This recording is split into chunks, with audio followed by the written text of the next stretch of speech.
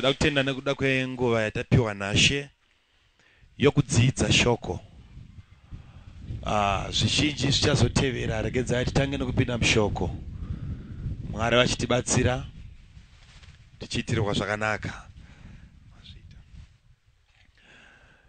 Hande kubhuku yavakorinde vokutanga. Andiverengerewo kuchapter 15.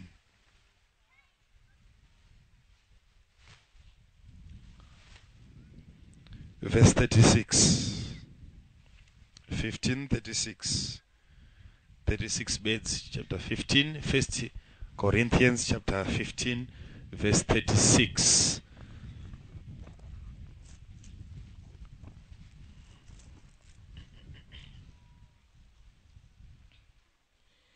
Iwe benzi, icho chaunodzvara hachimeri kana chisingafi.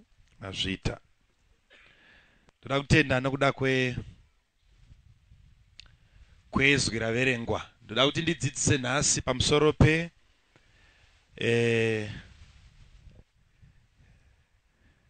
nhau yandinofunga kuti inokosha kuti unzwisise. Kuti kana wakuita uite uine kunzwisisa kwose. Zvakamisikidzwa naMwari pamusoro pechiitiko chekunge munhu achipa uye achizopiwawo segoho. Saka ndoda kuti sangano repano Mwari varibatsire, varipe kunzwisisa kusina vazhinji pamusoro pechinhu chinonzi kudyara nokukohwa. Kudyara nokukohwa. Dzidziso yangu yanhasi haizi yokuti ndapedza kudzidzisa ndozokuti chiuya upe. Ndoda kungokupa bedzi ruzivo, wogara wakaziva kuti nguva Mwari yaanozoda kukushandisa hauzviite mukusaziva. Now, pane mibvunzo yakawanda yakakomberedza area yokupa nearea yekugamuchira. Vazhinji nokusanzwisisa vakaguma vazoregedza kupa. Vamwe vakaora moyo, vamwe vakati chinguri takabvirira kupa isu. Saka tisi kumboona zviri kushanda apa. Saka nhasi ndoda kungopa sechidzidzo ndichitsanangura hangu zvishoma nezvishoma pamusoro pearea iyoyo yokupa. Saka ndichabata zvinhu zvitatu. Number 1, ndichakudzidzisa kuti unosarudza sei tsanga dzokudyara. Mbeu inosarudzwa sei uye unoiwanepi. Saka ndichadzidzisa pamusoro pembeu. Ndabva pambeu ndichadzidzisa pamusoro penguva kwayo yokudyara, season yokudyara. Ndabva museason ndobva ndapedza ndiri padhaka, mhando yevhu. Right. Hey, maybe yakaoma nhasi.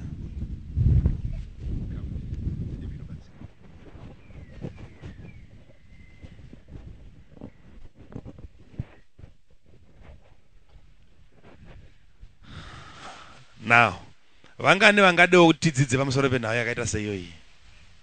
Alright.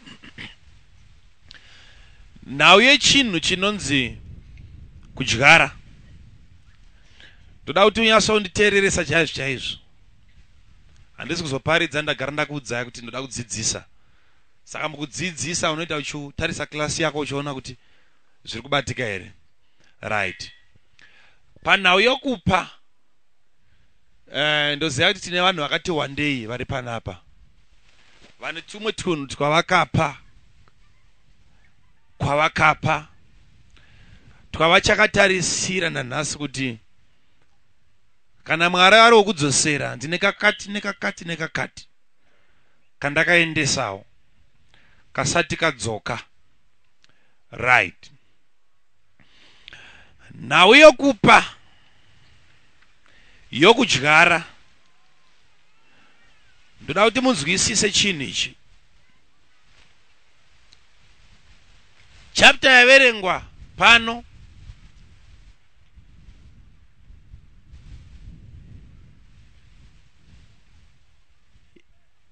yati inzwa iwe, yanzi yati inzwe wani benzi, hauzive here kuti mbeu inofanira kutanga yafa yozounza zvibereko.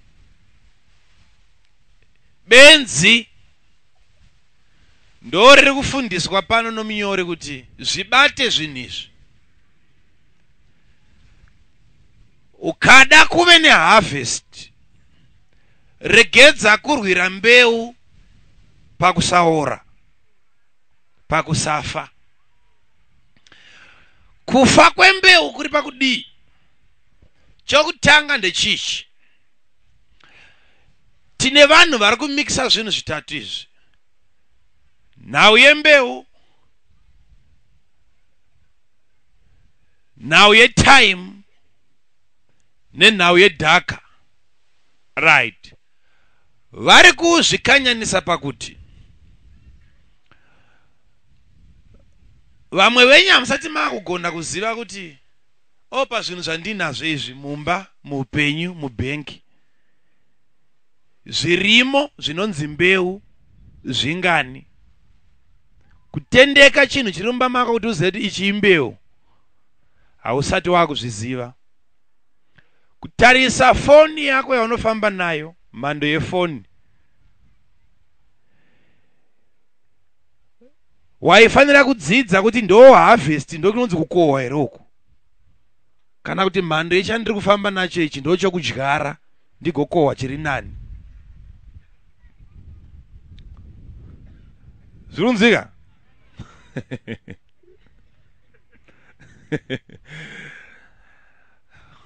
Okay. Pambeu inofa sei? Chokutanga, mbeu inofanira kumbosafa, inonzi rejection. Kutora mbeu mudura mune dzimwe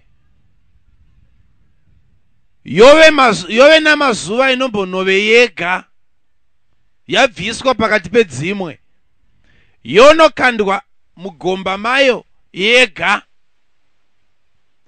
Sei isina basa, dzasiyiwa mumba, ndo dzinonzwa kuti muridzi wedu anotida.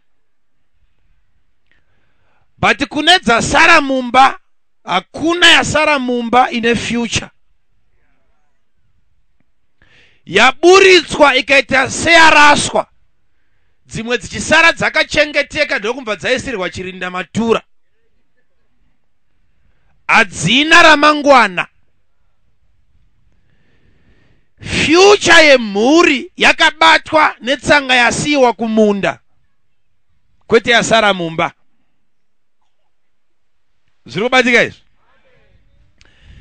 Zvasara mumba zvasarira sadza namaputi nemanyuchi. Handiti? Zvatinoswera tadya zuva rimwe chetero zvikapera izvi. Now, mbeu kana yaraswa yaenda kunosiyiwa mudondo pakati pemunda, varidzi vodzokera kumusha, inoita seyafirwa. Ine mazuva kana iri yokufunga, okuraswa nokufuratirwa.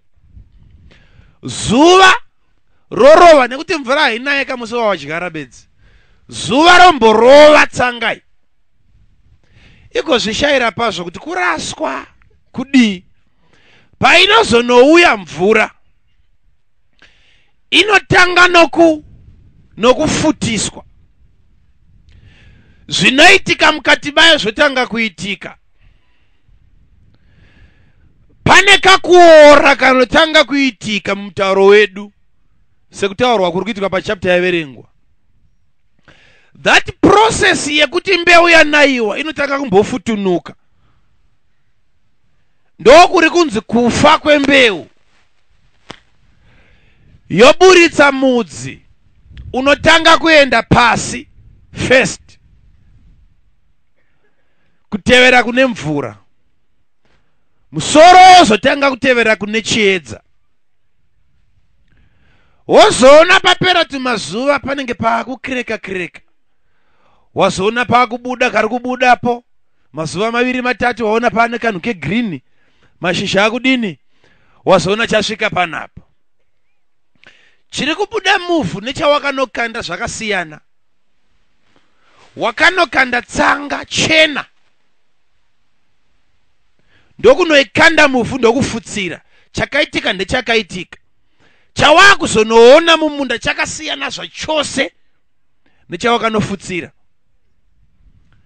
Pane zvaitikira muvhu zvaakuburitsa chimwe chausina kudyara. Pari kubuda china mashizha, chine dzinde, wakadyara tsanga. Zvirunzika? Zoreva kuti mutsanga makatakura matanda namapazi namashizha. Iwo muti uri panapo. Ukatora hwani kari papapa, ukatarisa so haufunge kuti kakatakura muti ungakwirwe nemunhu. Kakadai zvakakaita izvi. Kana mapazi. Ende mukati mekatsanga muna mashizha, mune danda, mune wardrobe, mune mbedha. Zvirunzika? Kakaita zvakakaita izvo. Karinongoda anozotema oenda onodyara. Panotangira munana wemunhu pakunge adzidziswa kuseparata, kuzviparadzanisa nembeu. Mbeu dzikatorwa dzikaiswa muhomo, kana kuramba dzakasonerwa musaga, unenge uri shoroma pamazuva ako. Zvinonzika? Hakuna harvest iri kuzoitika kumbeu iri mudura. Pawakasiya saga riri nezuro, unoona riri ipapo. Kana utenge zvipfukuto zvichirowa zvichibva nepasi, zvichikwira kumusoro muchisangana pakati. Now, panozotangira harvest, unotora mbeu yauinayo, wonoikanda pavhu, kakumboregedzwa kembeu, ichibva muruoko rwako wochisara usina, uri kuseta future yako. Zvirunzika? Saka pakuramba yakabatwa mbeu, iro ivhu riripo rakangomirira kuti kusvika wandidyara. Saka pakaramba paine chimwe chinhu pakati pembeu yako nevhu, chinonzi saga kana kuti dura kana kuti ruoko, kusasangana kwembeu nedhaka ndokunokonzera kuti urambe uri pauri for the rest of your life. Saka strategy ya Satan paarea yegiving, baba musiwa, ndeyekuti Satan anomeka sure kuti tsanga dzenyu adziswere nevhu, but muswere nadzo. Imi wacho musina potential yekuti tsanga dzenyu dzireproduce. Munoparadzanisa tsanga dzenyu nekwadzinoberekera, anove ndiwo maternity ward etsanga, anonzi ivhu. Saka unorambanisa mari yako nedhaka. Saka chinonzi kunyima, ndo chanatsanangura manje apa, ndo chinonzi kunyima. Zvinonzwika? Wakatakura mbeu dzine potential yekukupa rimwe zita rinotyisa muregion, but mbeu idzi dzaenda pamunhu anofarira goho, kunakirwa nei negoho.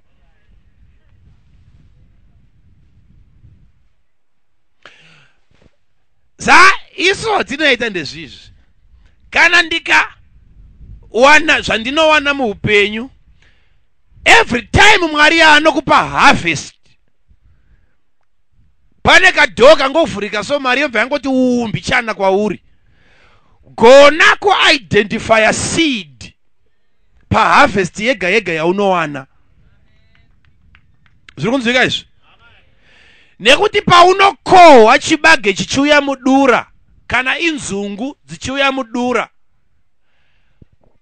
vangu vabereka vari pana vanodyara, vanorima nzungu zvokuti dhu. Ndorangarira gore rapera pasera mani pakatira masaga mangani nzungu 250 handiti izvo ma50 zvezvi ma90 kgs 250 dzenzungu, right? Dzinouyiwa nadzo dzinongoiswa mumasaga, kwete kugara mumasaga. Dzine imba yadzakavakirwa yadzinongonobheurirwa imomo, zvokuti unopindamo makumba achita kunyura uri pamusoro penzungu, handitika? Right. Dzodyiwa zvokuti dhu, dzinokangwa, dzinoita zvokubikwa. Isu tawanza dzimwe dzokubvura, unongotora udira pasi moisa huswa pamusoro, motungidza, wongoti wari nechimutiso, dzato right, makutogadzirisa. Right. Zvese izvi zvine nguva yamunotenderwa kuti vanangu farai idyai makarima. But pane nguva yavanozonotendeka rimwe saga kuti ayo masaga musabate. Runizwa? Ayo masaga ayo musabate. Tiregerereko abata mamwe achidyiwa imbeu. Zvirunzika? Right. Saka pakudya kwese uku sadaka richiitwa, vakarima vachenjerera kusafarisa munguva yegoho. Ndorati Mwari atibatsirei papa. Kana tizowana mumukana zvekare kuti ndidzidzisa kuti how can you manage your victory, managing your harvest. Because pakumanage harvest pane nyaya ndaitaura naadzimai vangu nezuro. Tiri kunemwe conference yanga ichiparidzwa nevamwe varume vanoshumira kwazvo, vachitaura pamusoro kukunda kwaDavid achirova Goliath. Nombatsanangura zvakatsanangura vandati naadzimai vangu, pane nyaya yandanzwa, pane nyaya yandazarurirwa. Haana kupabata paarea iyo, but ndakapanzwa kuti pane nyaya. Nekuti Goliath ane pamwe paanozoti hondo yanhasi haizi yemazuva yese yakungoti chibvubvubvu. Ndoda 1 murume kubva kwenyu or 1 kana muchinge makunda isu tichakushandirai, kana isu tikakunda imi muchatishandira. Right? Saka yahondo yavanhu vaviri, yazobudirira yavanhu vaviri, yaGoliath naDavid. David ndokubva akunda. Apedza kukunda, madzikoma ndo paakasumuka ndokutora miseve ndokutanga kutandanisa vaFiristia. Nyamba wamakuuraya avo vashandi. Zviri kubatsika zvakanaka? Ndichazodzoka nayo nditsanangure zvakanaka. Muchipedza kurwa ipapapa, ziva kuti David already akutowanirwa nzvimbo kupalasi, but akuzodzokera kumakwai. Ndimi madzikoma. Akusisina wokutuma kunofudza, vacho vamanga mapiwa naMwari maakudini. Saka vanhu vanofanira kudzidziswa kumanage victory. Zviri kubatika handitika izvi? Right. Harvest kana ichinge yauya, gona kumira pakati pevana vachidya wonhongeredza zvaunoti izvi ndo zvokudyara next season. Izvi ndo zvekudyara munext season. Right. Kana chibage chazara mumba sezvizvi, hakuna chinosumudza ruoko kuti ina handidyiwe ndiri mbeu. Chinouya chiri chakafita kutodyiwawo, but chauya kumunhu anofunga here. Uri babata? Harvest haikuudze kuti hatidyiwe tese. inongo assume kuti unofungawo. Iwe ndiwe chipinda pakati pedura wotanga kuselecta zvaunofunga kuti mvura painozoti kuu ndinofanira zvekare kuzonodyara. Saka pinda pakati peharvest yako paunoti Mwari wavhura mikana, paunenge uri papiki pakuona minana day after day. Gona kuidentify a seed for the next season. Unove murimi wegore rimwe chete,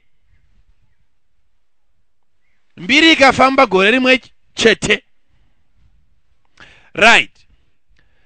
Saka vaizotendeka kuti idzo nzungu idzo ndedzembeu idzo, but kunonzi menya kudai dzakangofanana nedzamabvumidzwa. Madziona pakudii kuti ndo dzembeu, vanongosarudza. Iyo mbeu haizvifunge, but ananyakurima ndo vanoifungira kuti iwe hongu wakamera but hauna kumerera kudyiwa, wakamerera kudi kudyarwa futi, kudzokera muprocess kuti zita ratamboita last year riregedze kufa. Zvino rudzi rwedu nawanai wakakazomuka Josefa, urikuona pa 7 years vanhu vachidya, kwakazoya imwe nzara ye7 years, but vanhu vakararama nokuda kwa 1 munhu akagona kuadminister harvest. Zvino muZimbabwe munongoti mvura yakasangonaya gore 1 bedzi rato drought. Iro rapfuura racho vanhu vakakohwa. Uri kuona here kuti dai taigona kumanager success, taifanira kunge tichiri kudya zve7 years ago. Muzezuru nawo yokudyiropo.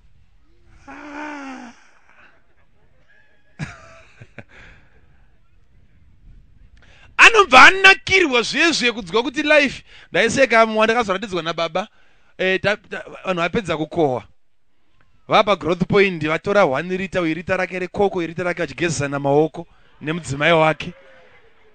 Ya vari pavheranda resupermarket vachigezesana maoko kuti auda pakudyiwa rofu rechingwa. Inguva dzekucelebrate hanidzi.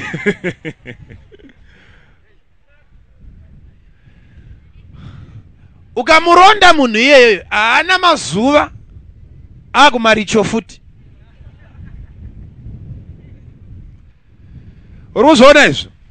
Ndichiri panhau yembeu, ndinoziva sei naye mufundisi kuti iyi ndo mbeu iyi? Ndoziva sei? Unoziva kuti vanhu vakawanda vanoti pastor, ini ndinenge ndichinzwa kuti ndipe, but dzimwe nguva ndinozofunga kuti kufunga kwangu. Mwambozvinzwa? Ndinofunga kuti ipfungwa dzangu. Ukaverenga bhuku yeDeuteronomy kune imwe offering yainzi free will offering. Iyo offering iyo kungonzwa kuda iyoyo yairopafadzisa munhu. Usakurumbidza kutyira pfungwa dzako, handitika? Iyo yekungofunga kuti ndoda kupa chakati. Book yavakorinde vechipiri chapter 9 verse 10 inoti he gives seed to the sower and bread to the eater. Anopa mbeu kumudyari nechingwa kumudyi. Apiwa chingwa anonzwa kunge ndiye afefwa, but apiwa mbeu ndiye apiwa future. Chingwa dyirapo zvapera, but apiwa mbeu anenge akaoma muromo kuti papata, but ndiye arangarirwa kupfuura apiwa chingwa. Paizesa mupfungwa dzavanhu. Wese munhu anoda kupiwa zvokudyira ipapo. Kana Mwari vachipa tsanga kumudyari, auti ufollowe, Mwari kana vachipa tsanga kumudyari avaitaure kuti heyo tsanga, vanongopa vachiassume kuti unoziva maprinciples about multiplication. Wandapa uyu ngaachifungawo. Saka pandinopiwa inini ndofanira kuti ndizive, ndione class yechinhu kuti bhutsi yandinayo iyi, this is not the best yandiri kuda. But kusave iyo best uye nekuramba iri 1 inoti kusave best yoti kuve yega. Right. Izvozvi zvekuti i1 ndo ushoma unosaka vanhu vati mumba kana mine mabhagidhi matatu echibage vanoziva kuti tikagarira pasi tikagaisa kana kusuurisa tinodya mwedzi mitatu chibage chadii, but mwedzi unozotevera taakubuda tese kuenda kumaricho. Saka kugona manje ngatichiti zvachiri chishoma chibage hande nacho kumunda kwete mupoto voenda nacho kumunda. Kumunda ndoko vanoziva kuti ndokwa zvinonowanzwa neushoma hwazvo havachazvidyira ushoma, vakunozvisiya kuivhu kuti chitiitirawo basa tiwanzirewo mabhagidhi mashoma, mabhagidhi matatu mashoma kupedza gore tiwedzererewo. Saka ushoma hwazvo ndo hwavamotivheta kuti vazozviendesa kupi? Kumunda. Havana kupa nekuti zvawanda, vaenda kunodyara nekuti zvishoma. Saka izvi zvekuti kana zvazowanda ndozopa hausi kuzvinzwisisa nawe kudyara. Zvinonzwika? Boots unoitarisa ona kuti ndizvowo here izvi zvinoparidza Jesu here zvandakaita izvi. Right. Neushoma hwazvo kwazvinowandira ndekupi? Zvoendwa nazvo zvonodyarwa kuti kana wakukohwa pakunokohwa apa pane nyaya iri yega inchabata ipa pakunokohwa apa. But wadyara boots, wadyara chawadyara ende uri kuexpecta harvest. Saka chiziva mumba kuti mumba mangu muno chicha expire nhasi chaakufanira kubuda mumba muno seseed.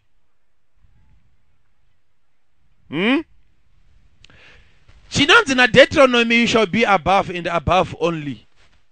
Pamusoro panorambiwa paripo kana vanhu vakunzwisa nhau yekudyara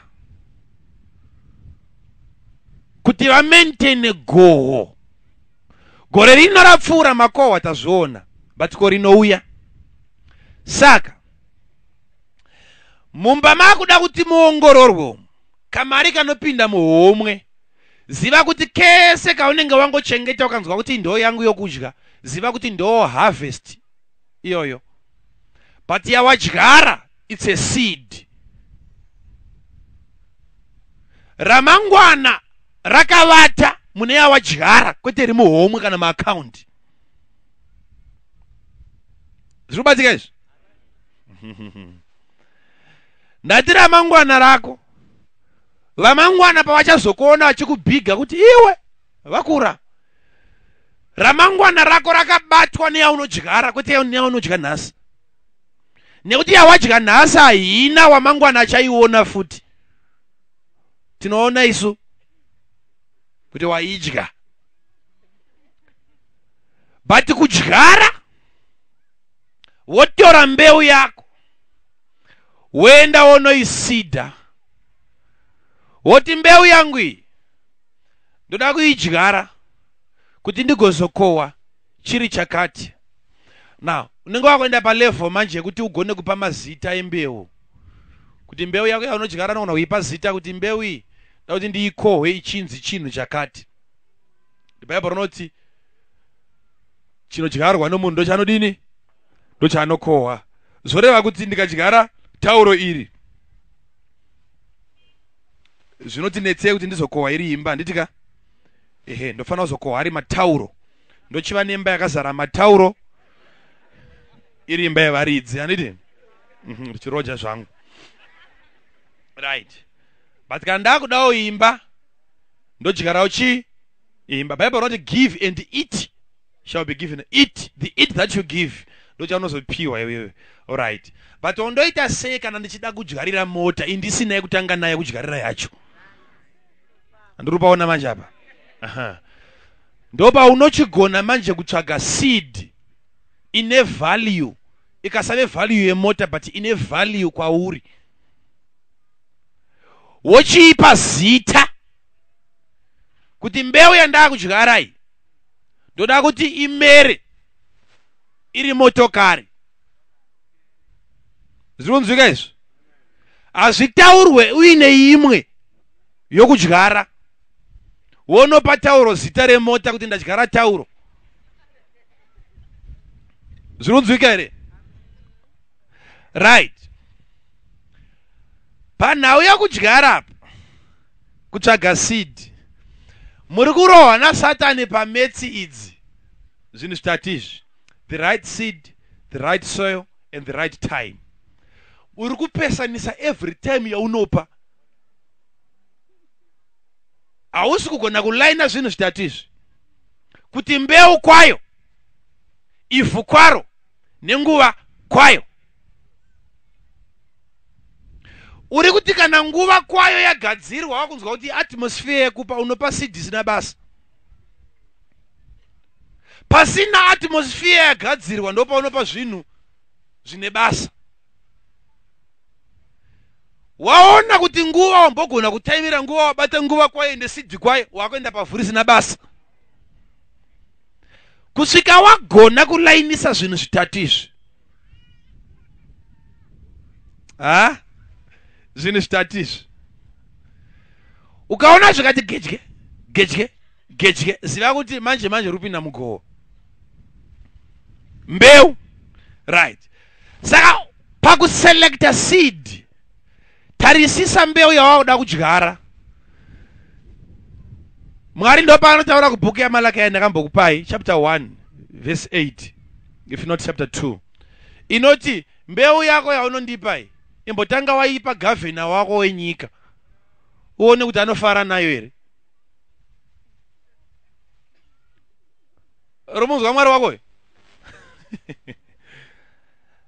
Imi kuno muchiudzana kuti yawangonzwa pamoyo, handiti? Yari kuti imbotanga waita case study, ita homework yako mushi. Dombo nditorerawo kachipo kenyaka, mondiendeserawo kwa minister venyu venyika vasina mweya wokufema wanokupai.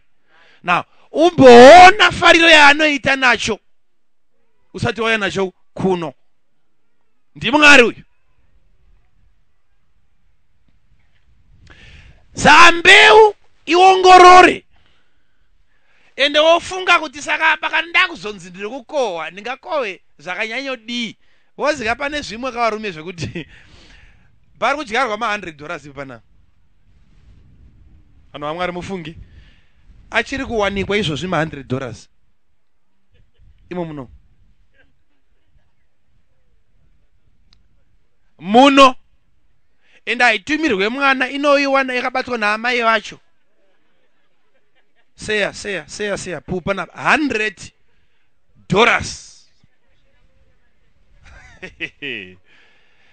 Ipapo manje vane poverty mentality vanokudza kuti hapana kusiri kupa. Saka makuti varombo voita sei? Autonzwise zvinhu izvi.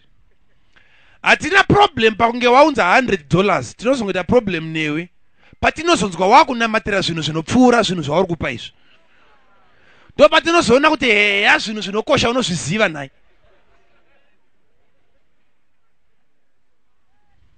Pakusazonamatira zviri in line nezvawakapa, ndo patinozoti mairegedzai kudaro. 100. Saka harvest iri kuzouya kusvika watanga kufunga iwe. Muri pana vana amai, unofanira kutanga kufunga kuti ndoita sei life yangu ine ushoma hwezvinhu. Pese pandinodya ndinoguta, ndinopedza kudya ndisina kuguta. Chikafu chiri kungokurumidza kupera mundiro muno monozadzisa kusingi nemvura. Right. Wofunga kuti saka ndodini kuti upenyu hwekushoterwa huregedze kuramba uchiitika. Chi-identifya a seed. Seed haizopiwa kana zvawanda uye kana wakushanda. Ndakasetswa domwe mwana wangu ari panapa. Ndafunga yagera apa sorry papa. Vakandibvunza last Sunday ndakuenda pamota. Zvikanzi, mufundisi, munoshandisa line ripi? Takushandisa line rekuita seko zvikanzi ichi line ringati liberty. Kanzi da kutextira airtime. Kati airtime unoshanda here kati zvinomboda kuti munhu achitanga ashanda here izvozvo. Idzi dzisiri ndakaenda mumota kuti ndichifanira kuseka.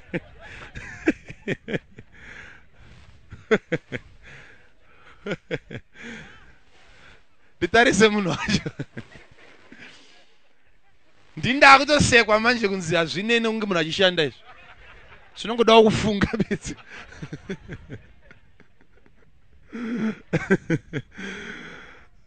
Hallelujah. Hallelujah. Hallelujah. Identify a seed. Pa harvest yaunopiwa nashe. Wardrobe yazara. Dziri pawaya ziva seed. Ndeipi tsanga. Munosakadza tsanga muchiramba mongopfeka. Iriyo yakabata your next wardrobe. Continuation ye prosperity iri kuuraiwa newe. Munogarira pasi nevana modya tsanga. Morovera tsanga dessert kuseredzera tsanga. Zvinonzwika izvo?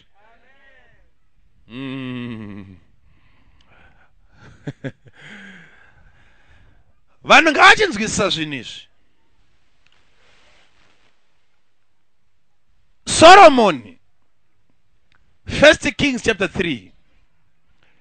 Solomon anaenda paGibhea. PaGibhea ari kunoitei, Bible rinoti wakanopa 1,000 offerings. 1,000 varume ndaiboda kufunga kuti mombe 1,000 mombe.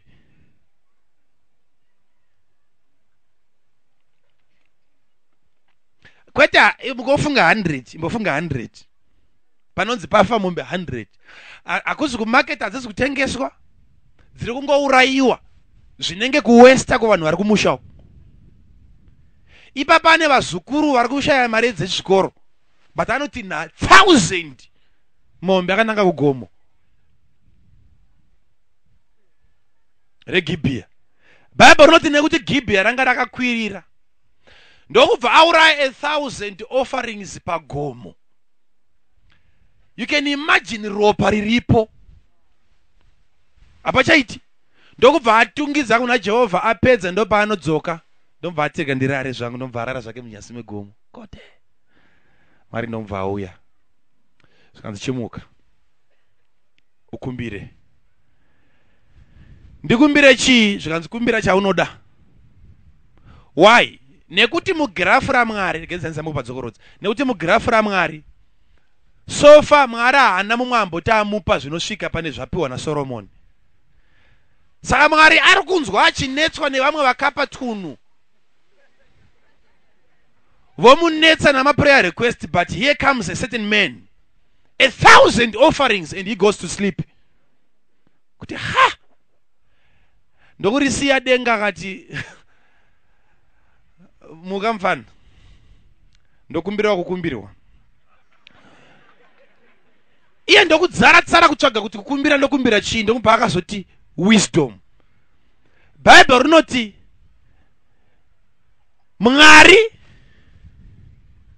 Mwari pachezvavo, ina noiverenga zvakanaka.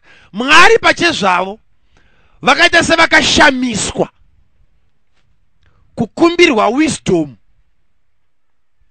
For the first time muhistory yaMwari kuti munhu anopa chinhu chenyama, but in return anokumbira chinhu chiri spiritual. Dzokorodza vati chiye kati wisdom. Ha!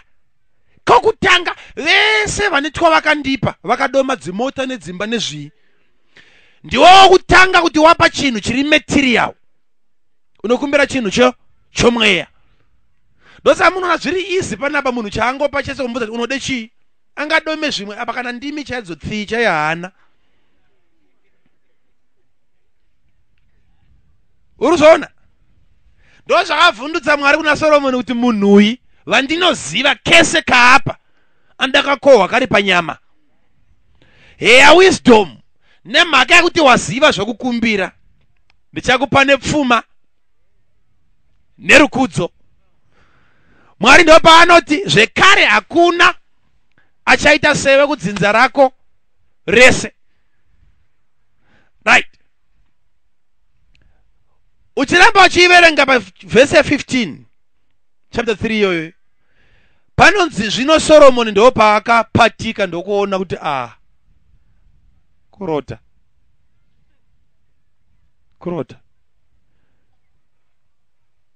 ihope kurota chaiko iyapa chaizvo zvemashuwa. But zvaakuzonzi ndakukupa zvewisdom nechii zvinyamba kuhope. Achirealize kuti kuhope, the next thing chaakaita wakamuka ndokubva amhanya kuJerusarema. Kunoitei kuJerusarema ndokubva wanopa another offering paaltar. Achipedza kupa offering atuteerere zvakanaka, unogona kupotswa nenyaya yakakosha ipapo. Achipedza kupa offering paaltar ndo pari kusvika zvifeve zviviri, chimwe chatsimbirira chikauraya mwana.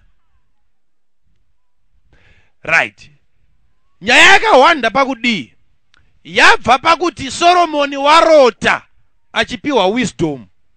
Chokutanga ialtar, handitika ialtar paGibhea yakonzera Mwari kuzounza wisdom kudream. But achipatika achirealize kuti zvauya kuhope ndo paanomhanya kunovaka futi imwe altar. Avaka altar yechi2 ndopa zvaamboona kuhope ndopa zvakuya in reality.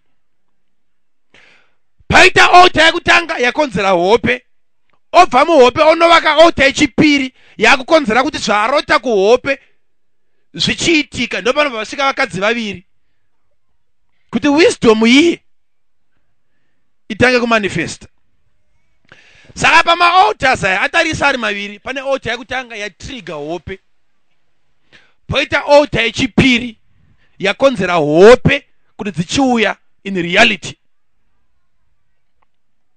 Saka problem yenyu akawanda muri kuti kana muchinge mabvisa zvegumi, handitika mapa iye anobva ati ndichavhura mahwindo okudenga. Ndakambokutsanangurira handitika mahwindo okudenga anoburitsa zvinhu zvemweya, nekuti mahwindo edenga, denga nderemweya, rinoburitsa zvinhu zvemweya. Saka hapana imba two rooms house inobuda ipapo, hapana mota inobuda nepahwindo ipapo, panobuda zvemweya. Kana zviri zvemweya zvinouya kumunhu wemweya woita zvokurota. But warota, hope dzako dzakonzerwa nealtar yawavaka paGibhea. Mwari ocommunicate newe kuhope. But paunopatika haucharamba wakavimba nechambokonzera hope kuti dziuye chawakapa. Wakumhanya futi Jerusarema wonopa imwe altar yekukonzera kuti hope dziye dzichiuya munyika yanhasi.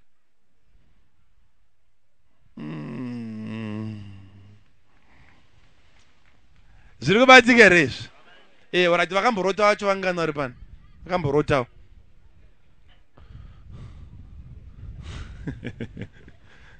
Kutaura kapasina ari kurota. Akamborotawo life iri nani kupfuura yainayo ndiani? Kungoonawo life iri nani kupfuura yainayo. Right. Ayo nyasumutsema kuinti yasona. Sumutsema kuinti. Akamborota ini tumwe tunhu tuanoti akumana wopedza kandisipaka idzodzo sumutsema kuti. Hande muri kuona maoko aya? Hope idzodzo dzakaunzwa nemhaka yezvamakatanga maita musati manorara. Makapa an offering, 1,000 offering yenyu yamaigona, manorara Mwari ndobva akomunicata newe. But pamakairasa chamakazomuka makunoita.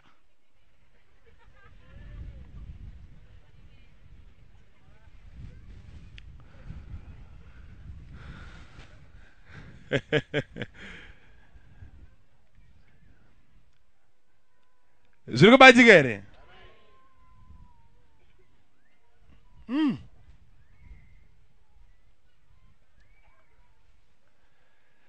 Right.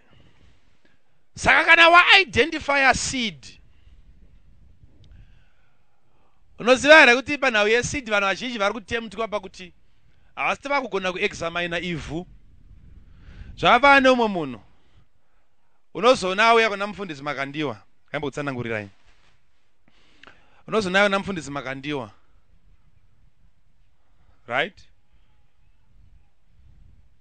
Ndomba ndapiwa chigubhu ichi chemvura ichi. Right. Ndachipiwa namuvhangeri. Right. Ndazongochipiwa chigubhu ichi. Nyaya yacho inenge yatangira pano, but zvaane mazuva zvichibikika kwavari. Hondo yamboitika kuti chigubhu chizouya ichi handisi kuiziva. Uye kuti Mwari angati mvura iuye rini. Number 1. Chechipiri, indirogona kufarira mvura nekuti asandamboinwa muchigubhu. Kwandiriwo chiva munana kuti varume kungopiwa mvura here usina chavamboita. But nyakuudzwa achiziva kuti haana kuudzwa mvura. Reka ndikuudze dhimoni riri kubata vanhu vakawanda saka vasaro pafanzwa. Ava vanoudzwa nasha kuti vandipe motokari. But votarisa nakiro yemota yavo. Votarisa munhu wava kuda kunopa.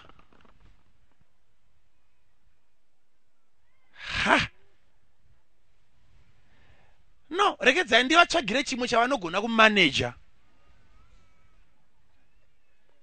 Uripabata mushe?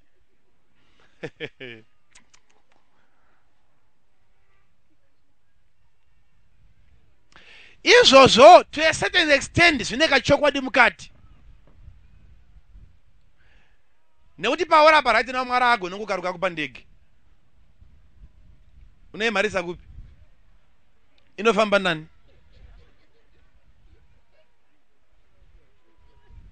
Ndirudzira zvakanaka. Uchinyasonzwa kuida kuti ndimufunge ndege ndoida, but anokupa wacho ane time yekumbotanga aexamina paakuzoenda ndege yake.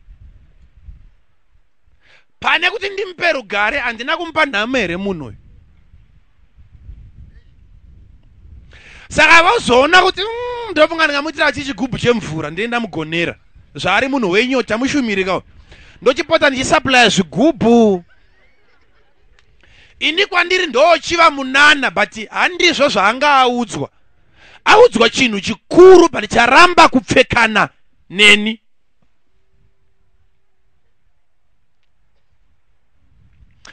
Imborevesa ipapa. Vangani vakambozvitwa izvozvo. Wakaona kuti chandinacho achikodzerana nenge. Imbosomudza kuti anorevesa kuti ndakambozvinzwawo izvozvo izvo. Handikuna maoko aya. That's true.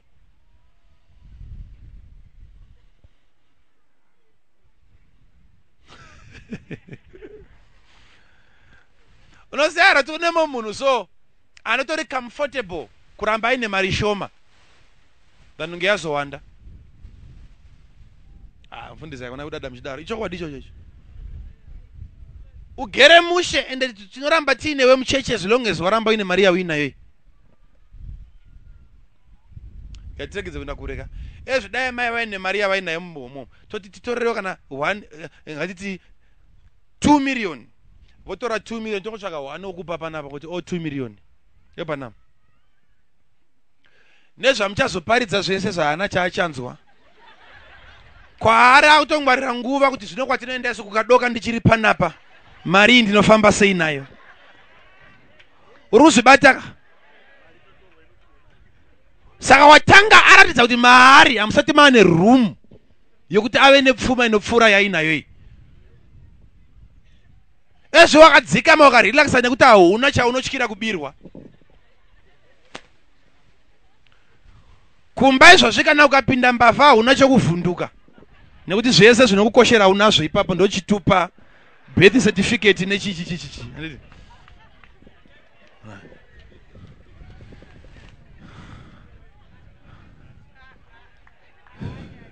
Zvirubatika izvi. Saka panhau yekunge munhu akuda kunodyara baba vawana sidha.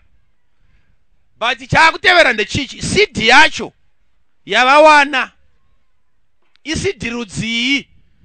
ndada kudzidzisa kuti unoexamina sei dhaka. Are you ready? Right. Mbeu yedonje unogona kurwisa kuidyara maharare munotoni. Iyo yanga ichaita zviri nani kwamuzarabani. Ugodyara, ugodiridza, zvigoita semurimi asingagoni. But hauna kuziva ukama hune dhaka nembeu yako. Kuti mbeu iyi ndeyekuregion ipi. Saka seed yako kana ukaitarisa so, unofanira kutanga kudzidza kuexamina kwawakuzonoidyara. Hakuna kungodonhedza pese pese. Ndo chirwere chamapostori. Ndakanyatso kubatsira ipapa. Hauna kana chikoro chawakambopinzwawo pamusoro penhau yedhaka. Akakufundisa, akangokufundisa kupa. Saka ukangovhundutsirwa bedzana ikangorova wakutosiya.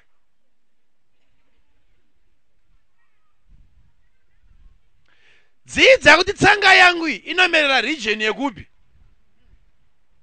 Ivhuwai rinoda mbeu yakakura kudai. Zvinonzwika here izvi?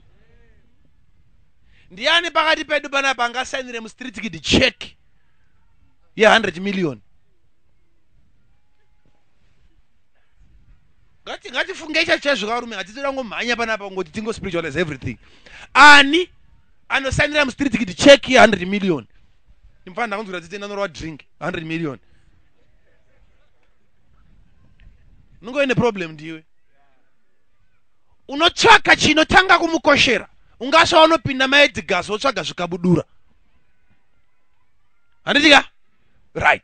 Womupa mari unofunga kuti kana ndikamupawo iyi ari wokusada kuenda neni, inomubatsirei. Uchiona zera kangu kamwana ini kane imwe mari yakasati kambobata, kwete nekuti ndakamuvenga, but zera rake imwe yaanoti tetete mari yakati. Ndichiitarisa mari yacho kunzi mari yakati. Ndiyotanga ndabvunza vamwe vanochenje mbapa nani yakachinjika here. Ndopa wangu mwana yakachinjika, kwete kumuvenga, but zera nemari yaari kuda hazvipindirani. Kugona kuitaura zera kuti akugona kuihendlaka. Chinjei tomupa. Chena unotenga. Oenda neyakakwana isingazoda change, nekuti kana angoera abata mazapi yake zvechange zvakwaari haisiri nyaya. Haibvunzwe. Yese wamupa nokuwanda kwaino kukwana mazapi akutodzoka. Right. Saka ndakuda kubatsira munhu ari pano. Ndopa uchazoona kuti oh right. No wonder why ndaingopa zvinhu zvisingafambe. Makadyara murukova.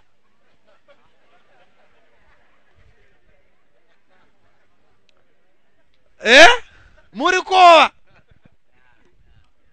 Ikakutsanangurire baba, mana administrator ikambokutsanangurira zvinhu. Panaida kurasika. Problem yekuti kande iyi. Tinogona kuita munhu. Baba imi munemba. Muri kuvaka imi. Ari kuvaka imba yakanaka zvisingaite pava vakaextenda kudai so. Right. Mosvika pamunochimira, maona kuti mari dzabhainda. Pamusoro pekubhainda kwemari nesimende yachadini futi? Yabhainda. Right. But muri kuda kudyara a seed yekuti project yenyu itange kusumuka kubva paira. Mwari ndo paanokunongedzerai seed kuti iyo seed iyo nyora check. Number 1, maane the right seed. But the problem ndeye kumunda kwamakuenda kunodyara. Ndo paanona munhu achitora seed iyo nayo kurufaro. Vonodyara seed kurufaro kwaane makore namakore kuchiramba kusumuka. Achidyarira project yaramba kusumuka, achinodyarira pamunda waramba kumerawo. Kana kubatsirezve handidi kuti uramba uchichema nemari dzako, handiti? kana wada kuti musumuke paproject, tsvagai munhu akakunda dhimoni remaprojects. Chereka save chechi yenyu moenda kuhear the word mosaina cheki.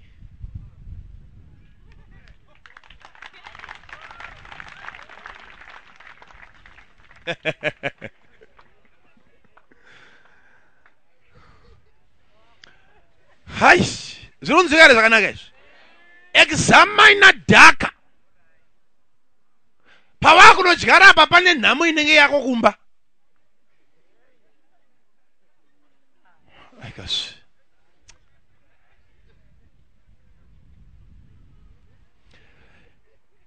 Every area yeupenyu hwako ukazonosecha, so uchaona kuti kunotori nomwe munhu akakutangira kukunda dhimoni riri kukunetsa. Jesu ane paanoti hakuna anogona kupinda mumba yeune simba akatora midziyo yake asina kumbotanga asunga the strong man. Paakati strong man haana kuti Satani angoti the strong man. Zvoreva kuti in every department, in every area pane anonzi the strong man. Mumba baba ndo the strong man, pachechi pastor ndo the strong man.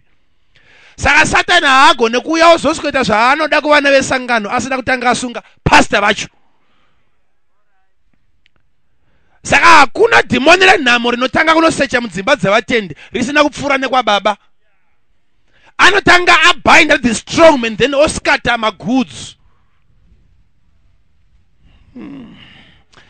Nemumba mako akutangwe kuvana anotangana the strong man baba vacho. Tevere mai then osunga vana. Zvirubatika izvi? Right. Saka ndiri kureva kuti kudii? Ndiri kureva kuti nemubusiness sector mune dhimoni rinoparata ririmo marinonzi mamoni. Inonzi naJesu hamungashumire mamoni naMwari. Mamoni chimwari chemari. Ndo dhimoni rinogavhena mafinances. Riri kusaka imi maKristu murambe muchiishaya mari. Business ratangwa nemuyedheni rinobudirira but rako iwe haribudiriri. Watanga kunopinda mubusiness usina kutanga wasunga dhimoni rinomanage amabusiness evanhu muZimbabwe. Saka chokutanga wakuda kupinda mubusiness, tanga waita research yako pamusoro pedhimoni rinorwa nekubudirira. No wonder why Jesu akave successful. Akauya for 30 years. Haana kumboparidzira munhu achidzidza. Mbazorova vhangeri yake 3 years. Mbiri yese yazosara panyika nenziyo dzazoimbwa nemabhuku pamusoro paJesu in 3 years. Why? Akatora time yekutanga adzidza system yepanapa. Satani anodirwa naye sei? Saka paakuzoti zvoni munotanga vabinda the strong man. Ari kuti madhimoni amuri kuranda chidzingaya. Handa kutanga nemadhimoni, ndatanga nachief demon wacho. Handaita zvandinoda somadhimoni ezvipusha, epfari, echi. Kana mambo wacho achakasunungurwa, ndakatanga ndabata mambo. Ndokuzodzinga madhimoni madiki aya. Zvirubatika?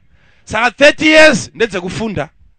Achiona, chipinda musinagoge, achivanzwa achitaura kuti okay. 3 years. Wangari wa impact inotyisa. But the problem yedu sovafundisi. 3 years ndodzekudzidza paBible college. 30 years ndodzekuparidza. Pagoshaya chinobuda futi.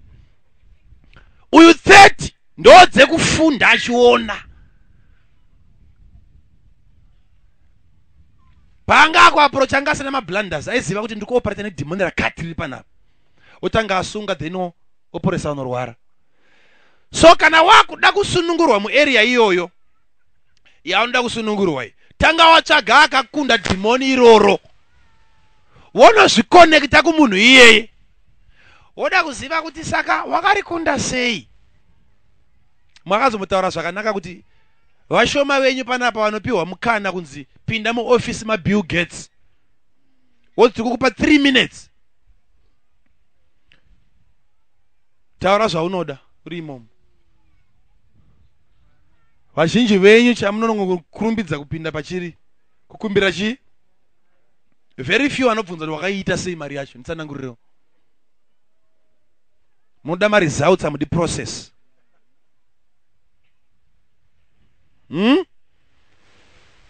mammon, chimwari chemari chinokundwa sei.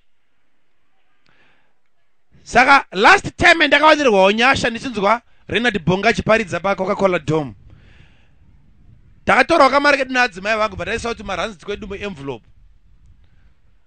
Pasere pachipanga paine prayer request. Mananyora prayer request yangu. Prayer request yangu yanga isiri yekuti Mwari azodaiso nekudini. Ndakaona maclips aibuda nevanhu vaaiunganidza achiparidza vachinge witi vari vanhu. Prayer request yangu yaiti ndinozvidawo zvandaonapo izvo. Iyoyo ndoda kuunganidza vanhu seizvozvo vanadyara maranzi atanomupa. Paakazenga kunamatira matapindawo mukiwi mumvaisa maoko pamusoro. Haana kutanga neroko pamusoro. Ndakatanga nanodyara kuanointing iri paari. Ndichida kuteverwa handiende unodyara mari iyo pamunhu asina anomutevera. Ndotanga ndaona akakunda demon rekusateverwa, demon rejection. Ndotora the right seed, nesa but the right soil. Saka ukazoona pamberi apa mukuzi yevanhu vakudai so, ziva kuti pane kwazvakadyarirwa. Iyo yakuteverwa handiidyare kwauri.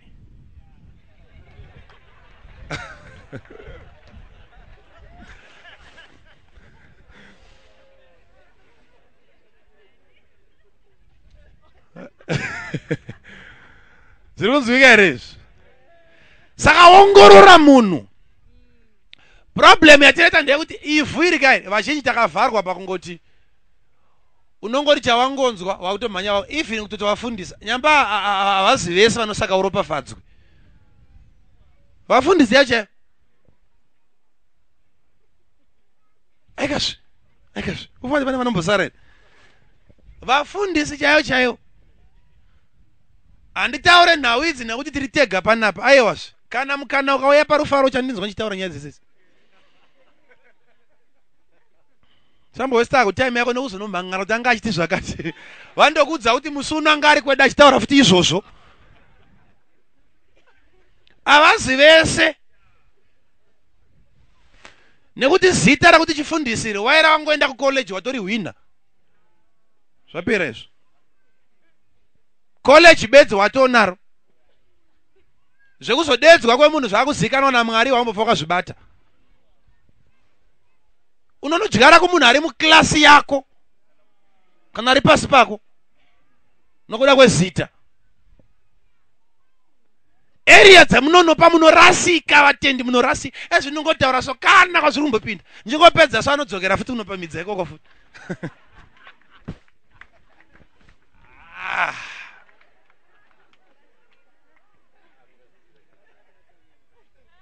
Wongorora.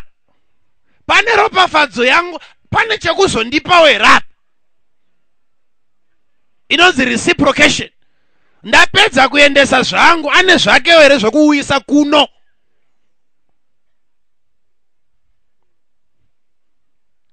Nekuti tiri pakaiswa mafundisa tina matyira nemari dzenyidzi. Kana matyira. Munhu waMwari inogona kungoparidzwa kuti munhu waMwari akati ndibikire fetikuku akazoti ndipe mvura yekunwa. Zvongokopwa ipapo bedzi but pamultiplication posiwa pakadaro. Nyamba kana ndisina simba rokuzozviwanza handifanira kutambira pabhanzi rechirikadzi.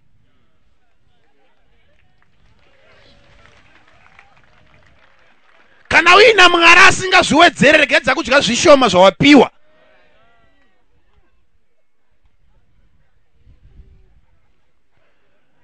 Ini varume zvandinotenda ini handifanira kudya huku dzevatendi kudyira zita.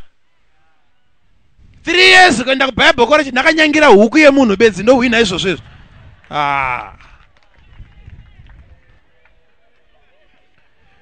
Ndoda kuti each time yandinopiwa ndoda kupuruvhira munhu yekuti Mwari wangu ari kuzokuitira zvinopfuura zvawaita izvo.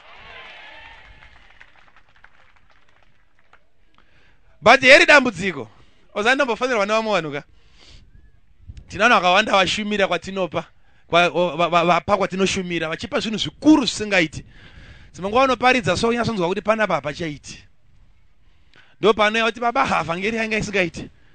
Ndonzwa kuti izvozvi so ndingangodzokera kusangana kwedu ndotonopa chakati. Okay. Dzobva dzadzokera dzonopa kusangana kwadzo ikoko. wazona papera mwedzi dzafona ndine vakazomboya mapedza kuparidza pai ngoti mama akawandirwa but ndinakati ndinopa pachakati apa kupi ndakaendesa kusangano kwedu andokuzana pamarasika vanhu problem ndeiyi number 1 chaanzi ipa chacho ari kuchiendesa kupi kusangano kwake right paharvest ane kumwe kwari kuzonamatirwa ndakapa but handisi kunamba results ndinamatirewo kune munda wacho nekwari kuda kuya kuzokohwa zvakatosiyana ukagoendeserei kwausingagoni kuzofonera bheki uchiti zvinhu zvako hazvisati zvaakufamba kana vasingazvinzwise zvinhu izvi wakaendeserei ikoko regedza kuendesa kumunda unozoti kana wakudzoka uzokohwa unoona munda uchikurambidza kupinda dyara kumunda waunogona kuzodzoka zvekare uchipinda madiro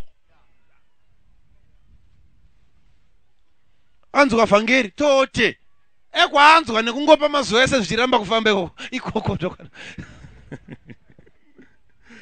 ivhu vana atete ivhu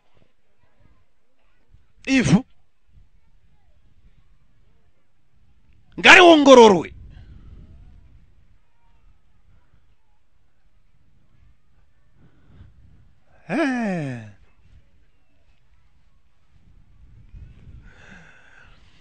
saka ivhu rinoonekwa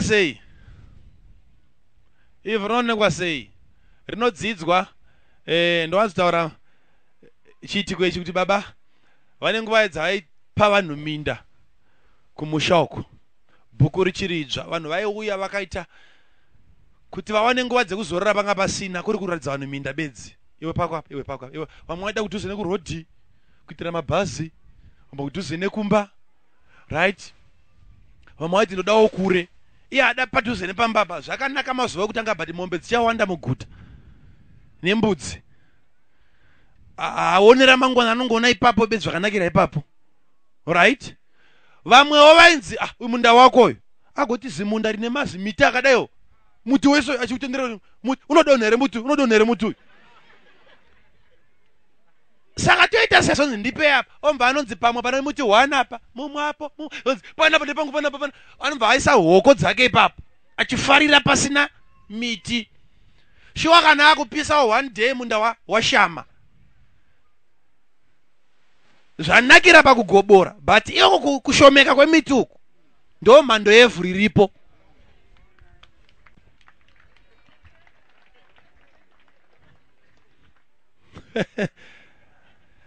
saka ichi time yaunozongopa munhu kuti nekuti aita murombo astranded ashaya wozongopa ziva kuti ndo mhando yevhu iyoyi paari pari kuramba kumera zvinhu wamanya kunokandawo mbeu ipapo zviri kubatsika here izvi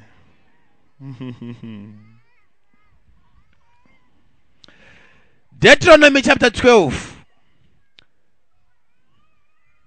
verse 18 ndokumbira kuti muiverenge hamjigona kudeedzera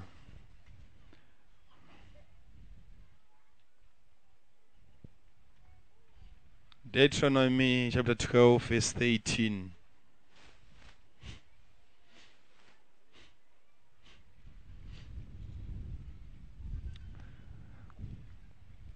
moramba inyi makamira ipapo dade muzoverenga vhesi ya 11 futi mbotanga ine vhesi ya 13 ndigotsanangura zvishoma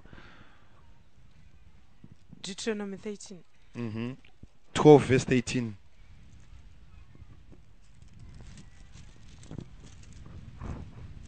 pavhesi 13 chenjera kuti urege kuuya nezvipiriso zvako zvinopiswa panzvimbo ipi neipi yaunoona mazvita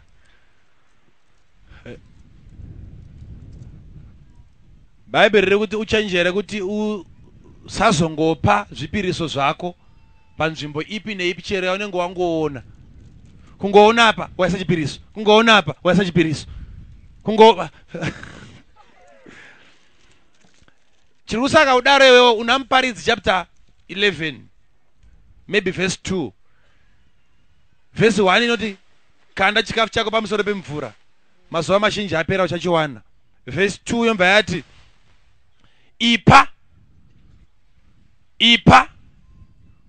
ipa kuvanomwe, even kuvasere, nekuti hauzive zviri kuzoitika pavhu. Vhesi iyo iri kuti wanza dhisha, ngoti mwa wandiri kudhisha. Bhaibheri rati nekuti hauzive zviri kuzoitika paivhu. Saka vhesi iyoyo iri kuadresa malena panhau yegiving, kuti tiregedza kungoti pawapa wabva wamira ipapo dzimwe nguva wapa pakaipa, chiwanza nekuti hauzive mhando yedhaka. Saka vhesi iyo ndo inokubatsira kana usitova kugona kuexamaina ivhu, chiwanza paunopa pavafundisi vacho wawanza. Handiti? Haishandiswe nemunhu akuziva, akuziva pese paadyara. Saka ndinopa warati mfundisi, altar yacho ndaanayo, sacrifice ndaanayo, chipiriso ndaanacho. Bhaibheri rati kwete pese pese, but kupi? Verengai vhesi ya 11. Pavhesi 11. Zvino kunzvimbo yakatsaurwa naJehovha, kunzvimbo yakatsaurwa naJehovha kuti aise zita rakepo, ndiko kwamunofanira kuuya nezvose zvandinokurayirai. Alright. Number 1, ndichatsaura nzvimbo yacho yandichaisa zita rangu ipapo. Ikoko ndokwa uchazouya nechipiriso chako kune zita raJehovha. Uri kubabata?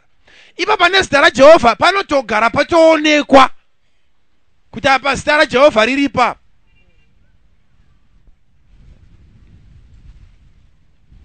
Mbagaranyi pasi shoma mama. Saka tanga kutsvaga zita raJehovha panzvimbo yawakuda kushumira. Pane paunopa nekuti wakaropafadzwa. Uri kungopawo bedzi kuti vanhu vabatsirikewo wakaropafadzwa. But pane pamwe paunofanira kupa kuti iwe uropafadzwewo. Zviri kubatsika here izvi? Pane paunopa kuvarombonherera vari kushaya kuti vaitirwe zvakanaka, uve ropafadzwawo kuna ivavo. But wozoita kumwe kwaunoda kuti iwe unoropafadzwawo. Saka chitsvaka pane zita raJehovha. Rinombogara papi zita raJehovha? Rinombogara papi? Ndambodhibheta nedzimwe hama tichikurukura zveditaura nyaya dzedu pamusoro peshoko raMwari. Tikadhiga bhaibheri reseri kusvika tanyasona chokwadi kuti chegumi ukaverenga bhaibheri reseri ndechemunhu waMwari. Chegumi nenhere munhu waMwari aguta chozoenda kunherera nechirikadzi nechii. Chegumi ndozviri mushoko raMwari. But sechechi tine zvinhu zvatakabvumiranawo. Mwari anotibvumidza kubvumirana. Ngazviteedzwe izvozvo, right? But ndobva ndakutaura nedzimwe hama ndikati, but musakanganwa rimwe vara riripo pamusoro pechegumi. Chakanzi ndechevapirisita vanobata basa.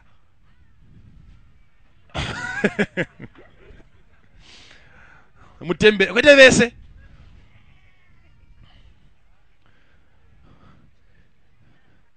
Aiwa, hatisi kumhanya pakungoona kuti zvedu ndezvipika. Kune nekuti havazive vese vaprista vaigara vari mutebhenekeri. Kune vaigara vanga vakawandisa. Kozosanangurwa maprista aipinda mutemberi. Kozoti the high priest aipinda muhall of holies. Chegumi chaidyiwa nevaibata kwete nevakarara.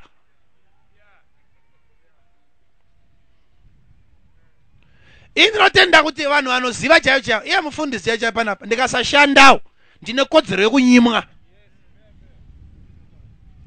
Mari dzavaIsraeri dzaidyiwa navaibata mutemberi. But mukazove nomuprista anobata mukamunyima munorobwa. Aikas. Watine kwainombosiya here. Akazongobata bedzi kusina chako chaenda ikoko unorohwa kuno kumbo. Tsvaga pane zita raJehovha. Tsvaga pane zita raJehovha. Unyasaona kuti no. Mai ava vane zita raJehovha riri pamusoro pavo. kandimbojigara ipapa patikoni. Kandi mbeu dzako. Ona machenera vakaita rova heti yavo inenge ndikangeni pamusora.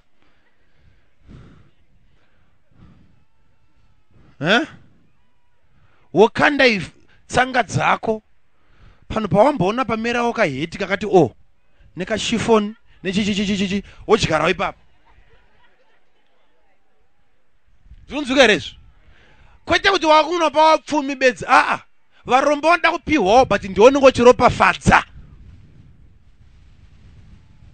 But unepa unozodawo kudini? Kuropafadzwa. Tsvaka pane zita rani? Alright. Ndiverengere futi mama.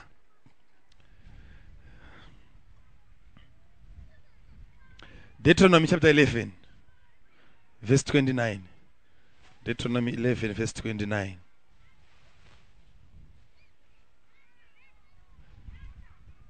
Amwaita wabatira Bible racharonge kufurika richididi. Right. Zvino kana Jehovha Mwari wako akupinza panyika. Tereresa. Zvino kana Jehovha Mwari wako akupinza panyika kwamunoenda kundoiita. Unofanira kuisa kuropafadzwa pagomo reGerizimu. Unofanira kuisa kuropafadzwa pagomo rainzi Gerizim. Handei?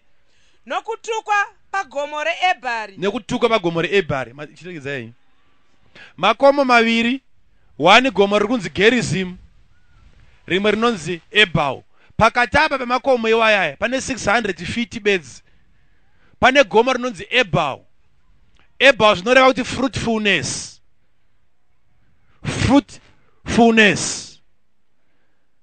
Painga paine zvibereko pakasvibira. Gerizim ndozo zvinoreva kuti fruitfulness. Gerizim. Ebhau zvinoreva kuti barrenness. Makomo maviri, Gerizim rinoreva kuti fruitfulness, ende ndopanzi pachaiswa ropafadzo yako. Kozoti Ebhau zvinoreva kuti barrenness, ndo pachaiswa kutukwa. Makomo aya ari maviri ukazonatarisa, iro rinonzi Ebhau iri rine kutukwa, rindoka rakareba kupfuura rine kuropafadzwa kwako. Saka pari kunziwa kana wakupa uchenjere kuti unotora altar yako woenda ono sacrifice altar uri pagomo reEbhau, wodyara mbeu dzako pasingabereke. Tanga wafunda makomo maviri aya, unodyara mbeu kwadzo pagomo risingaburitse zvibereko. Zviri kubatika izvo? Yes. Saka tora mbeu yako woexamina gomo, funda dhaka rivhete. Rakanakirei? Izvo zvimwe zvinombori mulife yake zviri kubudirirawo here? Penyu hwake huri kusvava. Kamari kaangobata katsakatika. Ndokwaunokanda kako ikoko kuEbhau. Utarisira harvest.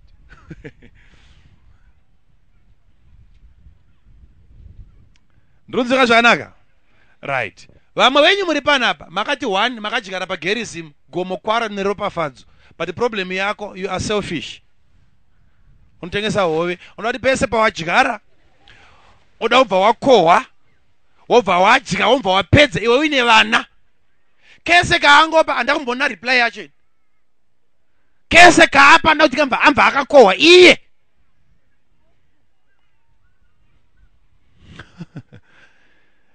Chiva nezvimwe zvinhu zvaunodyarirawo vana vako kuti baba Mwari wekudenga hodhai harvest iyi handidi izvozvi. Zvinoti vana vakura vakuziya nhau iyi, vana vangu varegedze kuzotambudzika.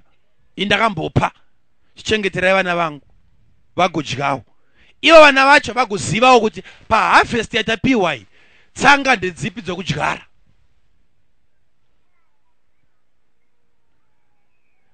Zviri kubatika here mapostori izvo?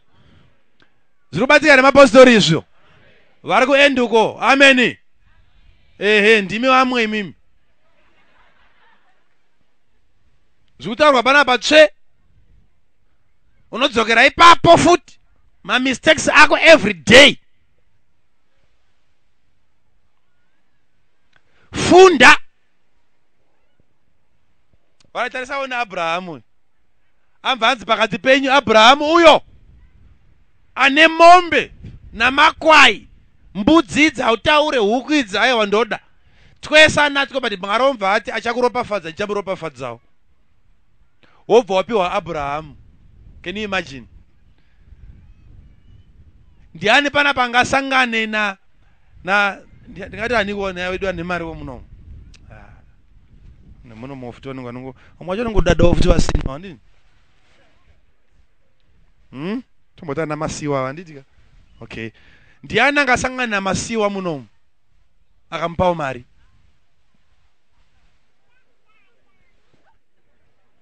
Unto mocho mora yo anditika kutomumora. But ndiye Abraham auya aine zvese asina kufita nokupiwa. But paari ndo panzikana ukazomuropafadza. Anoropafadzwa ndiani? Ndiwe.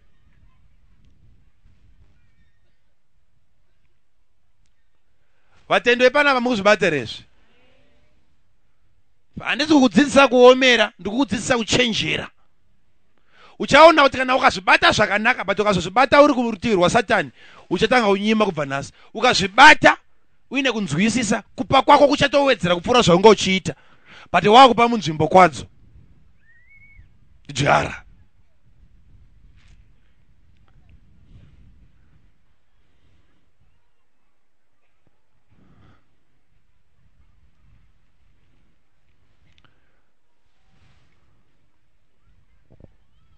Pane chapter yandowanzogara ndichikota every time.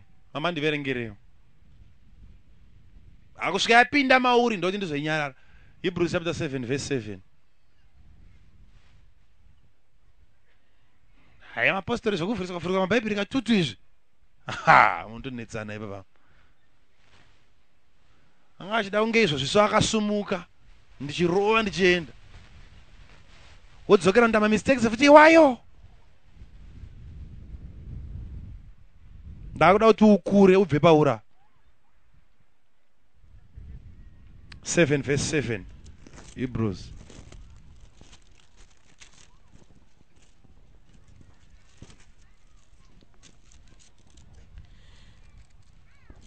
Zvino hatingarambi kuti muduku ndiye unoropafadzwa nounopfuura nokunaka. Mazvita.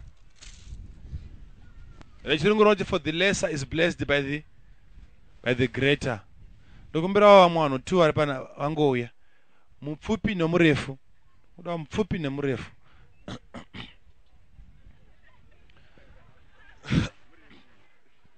Right. Ndokumbira kuti mumire apa imimi. Mupfupi ngaachienda uku. Murefu auye kunoku. Right. Murikona vanhu vavira. Hebrews 7 verse 7. Iri kuti uyu ndiye anoropafadzwa neuyu. Iri kutaura pamusoro pa Abraham na Melchizedek. The lesser and the greater. Zonzi, the lesser is blessed by who? By the greater. Zoreva kuti blessing inobva kuno kumusoro ichiflowa ichienda kupi? Kuna ari lesser. Uyo haagone neminzi dzose kuropafadza the greater. Zvikubatika izvi? Saka uyu chaanogona kuita uyu ndiye angagone kungopa hake chegumi, kubhadhara chegumi nekupa zvipiriso kune uyu, kwete kuropafadza uyu, kupa. But uyu ndiye ozoblessa the lesser. But ari greater handiye apa pfuma kune uyu ari lesser kuti asumuke. Iye ari lesser ndiye awedzera futi, ari ane zvishoma obvisa ushoma hwazvo odyara kumunhu anazvo, uyu oreleasa blessing ichienda uku. Zvirubatika izvi. Saka medzidzo dzidzi AFM pachezvo haitombozvibata kusvika kunational kwacho, havazvizivi. Mazuva aya munenge muchiti nepastors day, kandi Christmas, munenge muchiti toda kuya kuzoropafadza baba. Ndimi manje makuya kuzoropafadzani baba. Saka vakuru ipapa ndiani manje? Ndimi makutokomborera isusu vana. The lesser is blessed by who? By the great. Iwe semwana wesangano ungagone kupa kumufundisi, kwete kumublessa. Unomupa iye ndiye ozodini okublessa. Saka dera munoti dere kublessa munhu waMwari, idere kublesswa kwako.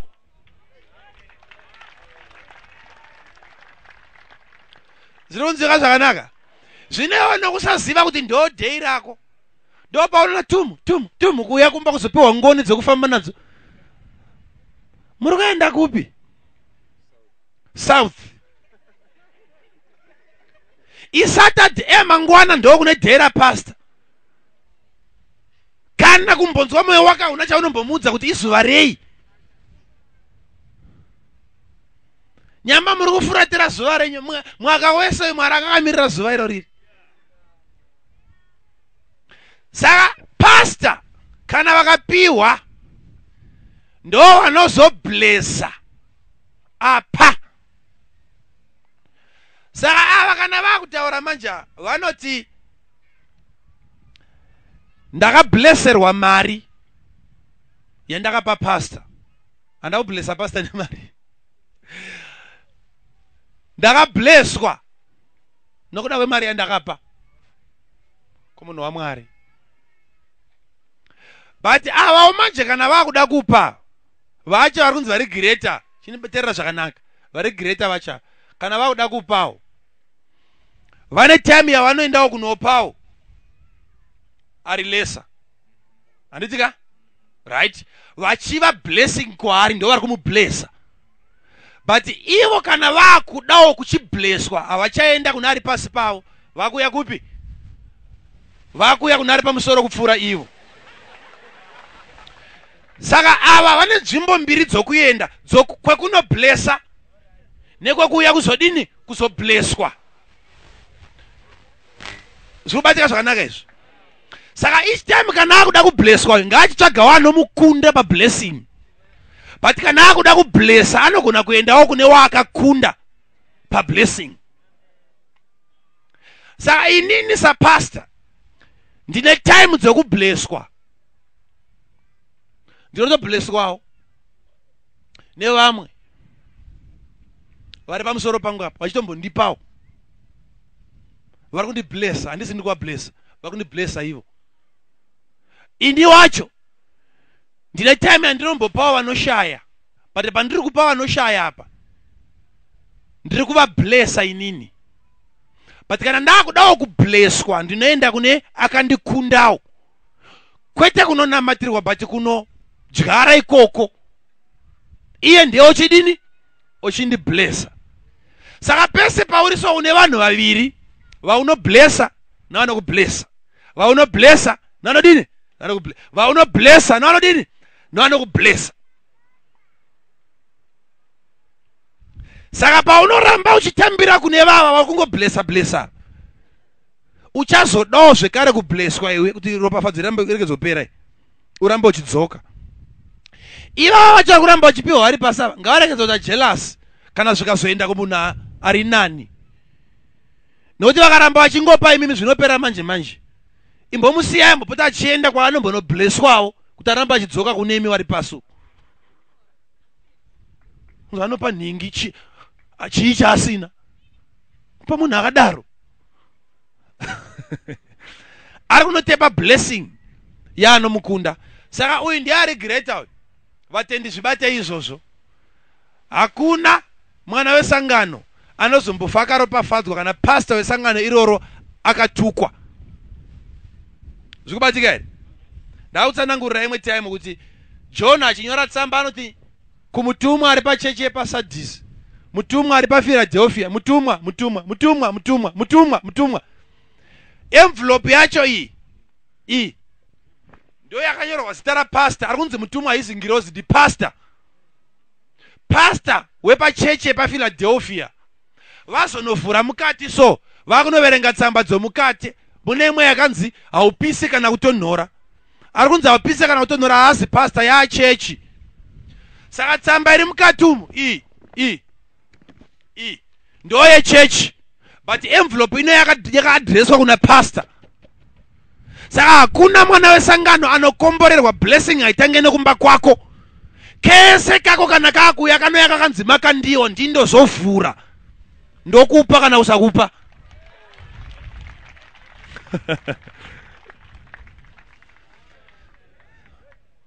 Saka Mwari vanotrasta munhu wavo wanenge wakaisa panzvimbo.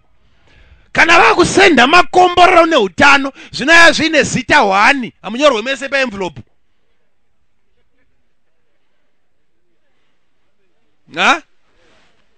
Right. Panapa pane vanhu vanogara kumba kwako kwanenge wakawandere. Panapa vari more than 2 kana more than 3 kumba kwenyu. Right. Murangani baba? 8. Right. Muri 8 mukareceiva tsamba yerufu. Mune makamboreceiva ere tsamba ine mazita 8 paenvelope?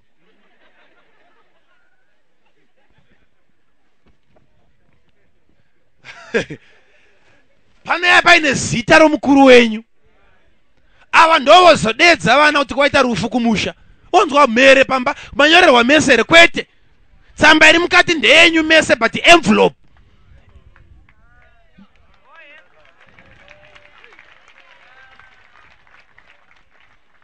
Saka blessing kana yakuuya hauzombofa wakati surprise nayo. Inotanga yauya neko muzodziwa. Muzodziwa wacho manje ngachingara akaropafadzwa anogona kuverenga tsambawo nekuzoziva kuti iyi haizi yangu ndega, ounganidza vanhu vopiwa tunhu twavo.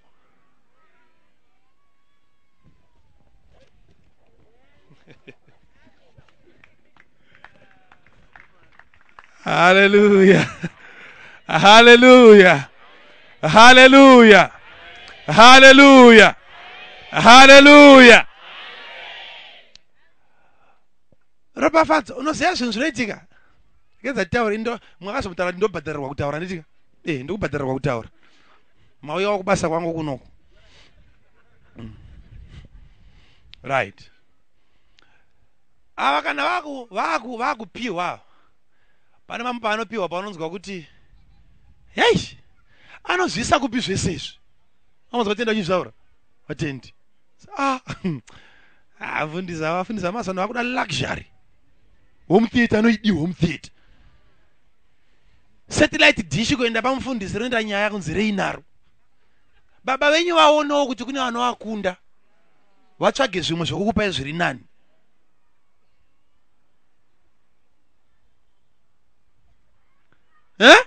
Baba vanoisirwa dishi. Monyarara muchataura kuti baba zvamuri kutipa ndezvevacheche. Munongoisira dishi. Vaonawo zviri kudya vana vevamwe. Ndokutaura kwenyu matopedza. Kukatiwa conference. Baba kune conference South Africa wotengerwa ticket ngavambononzwawo zvikuitwa nevamwe. Pavanodzoka kwanofunga musha kuti vanangu ndikuvauraya nenzara.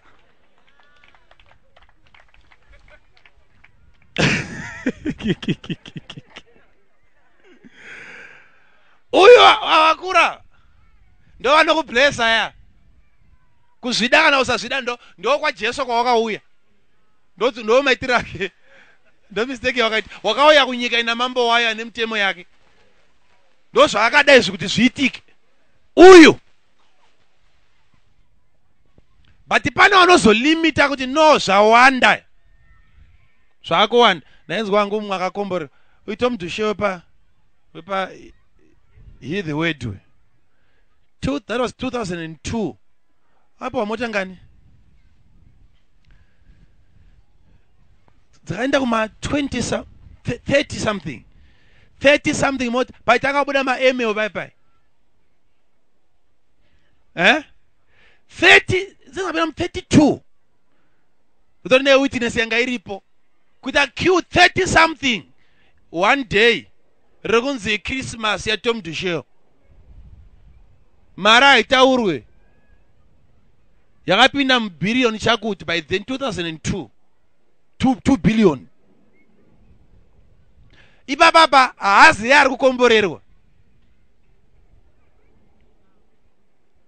vari kudaisa vanhu vari kudi muyedzo une azopa echi 32 achimbona dzawanda so ha ndoramba ndichingodhisha kungoisa padzakawanda kudai so nyamba Mwari haana kuudza 32 akuudza kuti 1 yako iyi isidi ngaiende kupi munhu waMwari.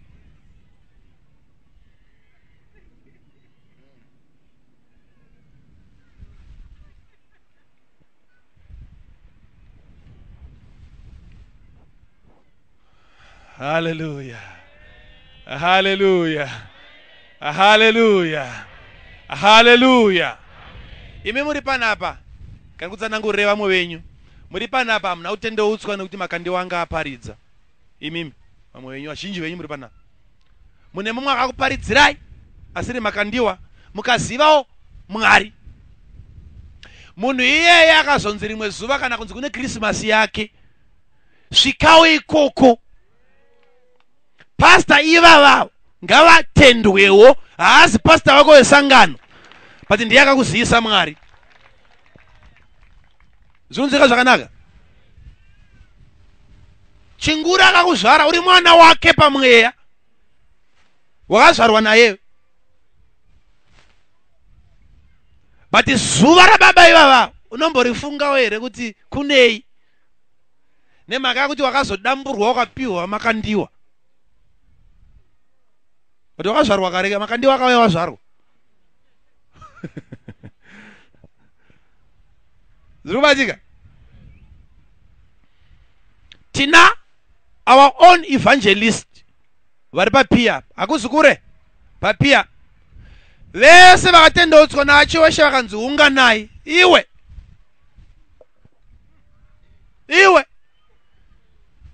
vanoita rufaro rwavo vega but vanogona kukwangwaya nenzara ipapapa vakabereka kudaro nemhaka yekwakazoenda vana vasina kuzonodzidziswa kurangarira mubereki. Hazvimbofa zvakafamba runyepa zvikava kuziva.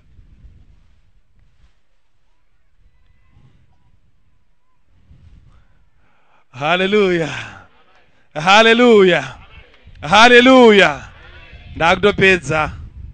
Ndakutopedza uende kumba. Hakuna magetsi futi kumba kwacho. Ndakutopedza. Uyu munhu uyu pane problem yedu hombe iri mustructure yedu yechechi. System yedu yechechi. Chechi ye-AFM yakanaka zvekuti do. Aiwazve ndati chechi yedu ye-AFM aiwa vakuru vekunaka. Chechi yakanaka iyi. Ukangoibuda bedzi kungoita zvedzungu ndakaenda kakati unodzoka futi. Iyi chechi inofidha zvokuti do. Chikafu chese chaungade but chemweya. Chemweya.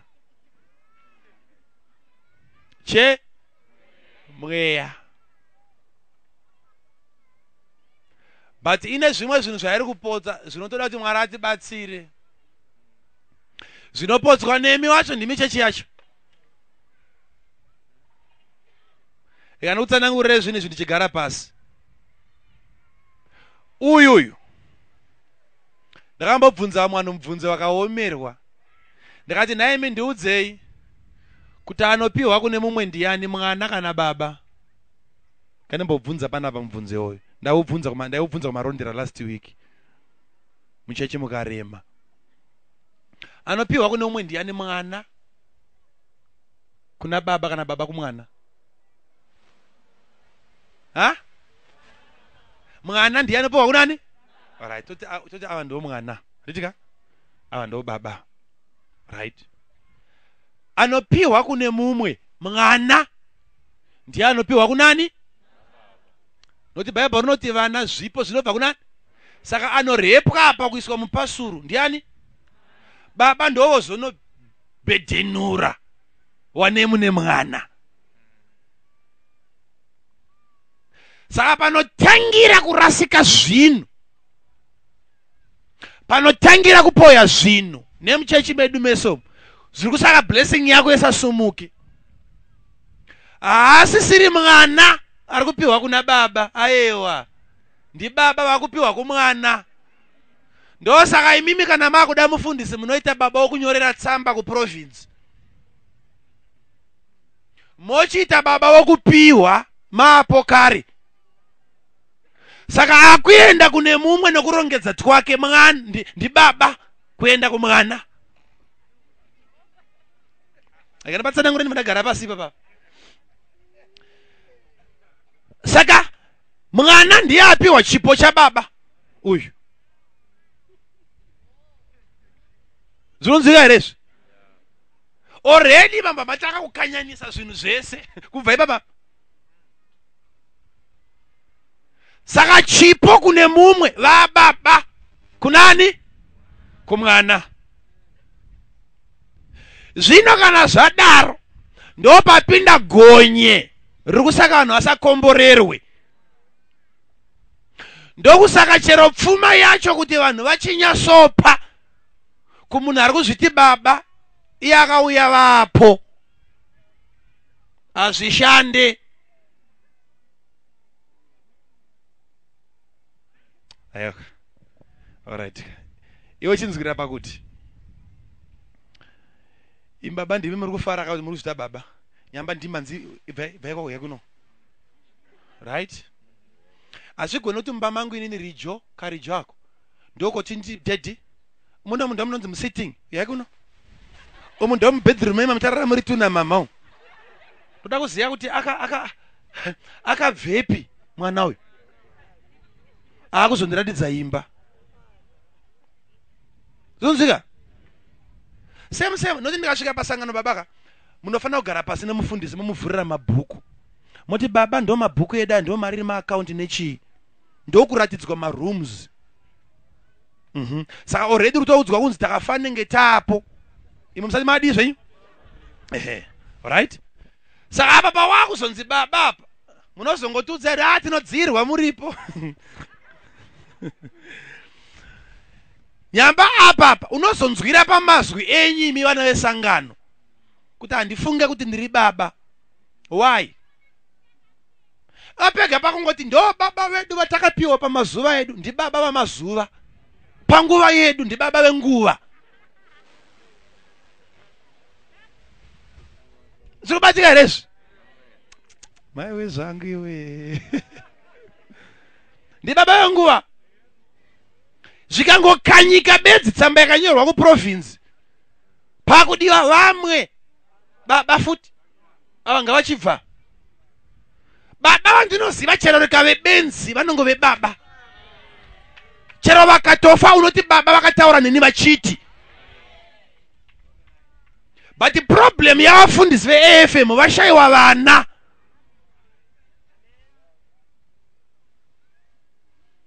Vana. Ndikangotransfer panapa nganzi mfundisi bana mapedza. Chibva panapa chenda pa. Ndipikire padhuze. Ngatiti pa new life up. Ngonzi chenda pa new life up. Munosara mchema pa. Kuchema baba pa new life up. Kutadza kutera. Nindo kupusa kwache koko. Panapa. Wosara chifa nenzara panapa baba uri papa. Unoda mwe munhu kukudza kuti usatevere baba vako. Utamba iwe. Ndosaka chero baba vakanzwa nenzara avabvumidzwa kutaura mari kusangana kuti vanangu ndakufa nenzara. Baba vandinoziva vakandibereka kana vakufa nenzara vari kumusha avarambidzwa kunyora tsamba kumwana ari kuharare kuti mwanangu wandiregerera. Zvisina dare revillage. But uyu akadoma mari kusangano uyu province inopindira adoma mari kumwana wake wesangano. Hapana so baba.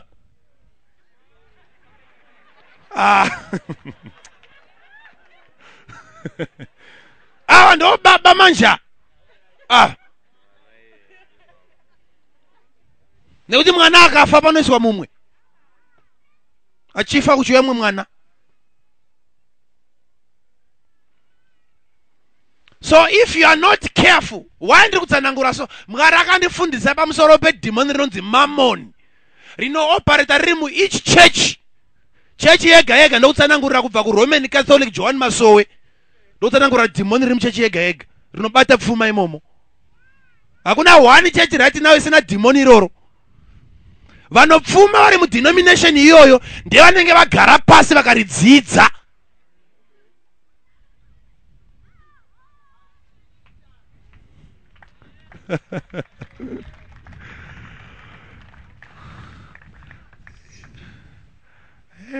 Vana vandanzwa gomera garai nipasona.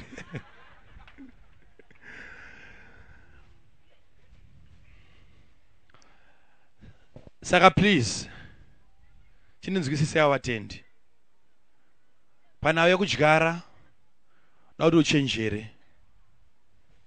uchenjere.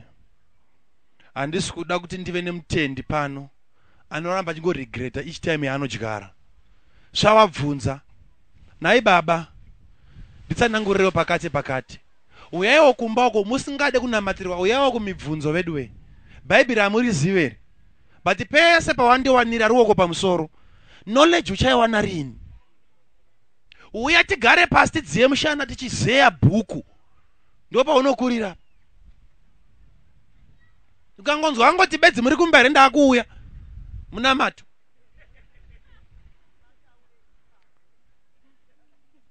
Ngatifundei.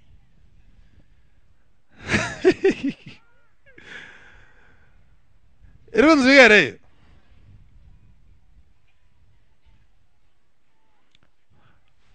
Problem endanayo nayo ndiye kuti bedzi isusu vafundisi vofuti tasiyiswa chifundisi chiri mumusoro maMwari.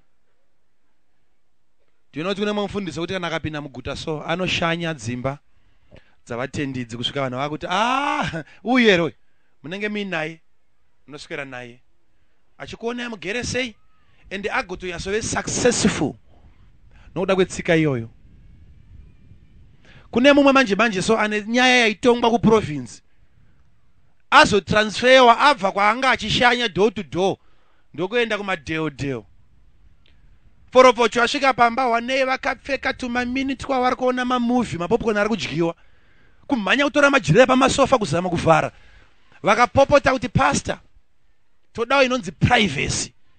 Kana taita problem tinouya kwamuri kubasa kwenyu. Kunoko imbotipa time nemhuri dzedu. Just like that. But ona tunhu twambonzi agona kuchitungwisa twakumurayira basa kubrodeo. Kune vanozvida kune vasingazvide. Saka at the end of the day taane chifundisi chiri mumusoro yavanhu nechifundisi chiri mumusoro maMwari. Saka wotoita chifundisi chavanhu kuti sangano rirarame. Zvirubatika izvi. Vandinoziva varanda vaMwari iye Jesu mbune ezvokuti invitation izvi Jesu aiti kudiko aiti iwe Zake buruka danodya mumba kwako kukumbira chikakwete zvomboti kudi izvezvo da unodya ndomuzodziwa ndoziya ini da kudya zvinhu zvako ndozvaitaura handei. Zvino Jesu wemhando akadai so akauya kwako manje anonzi toda appointment. Kunangopinda mumba mudzimba dzedu usina kudedzwa.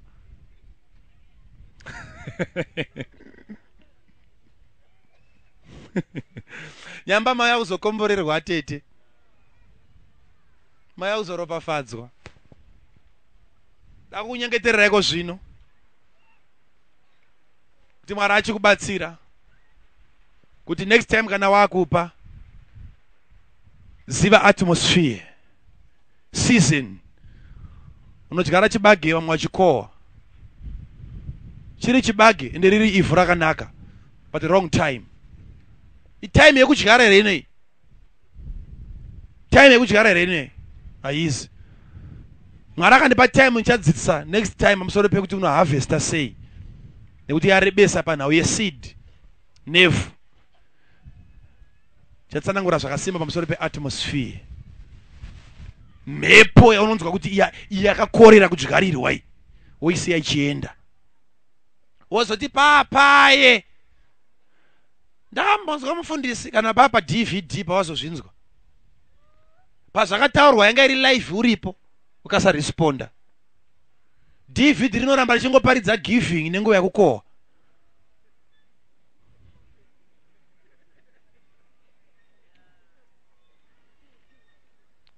Saka kana wanzwa kuti mhepo yadziya yekuti upe, chero pasina programu yokupa, zvisina mbodedzera, gona kupa, sumuka, tenga twaunotenga, woti ndakuendawo kunoropafadza munhu waMwari. Arikunzi munhu waMwari haazi mufundisi bedzi, omuvhangeri ari papa anhu waMwari.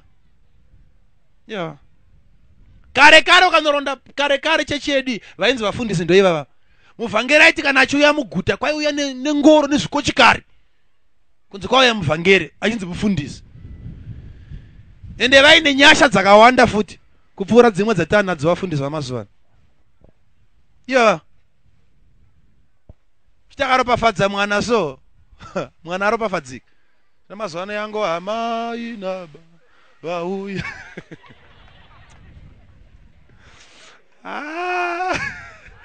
Kabasa kedaka.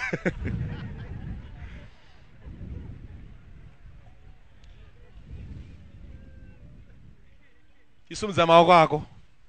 Kana chikwanisa kusumuka ndinamate newe. Oh, thank you Jesus.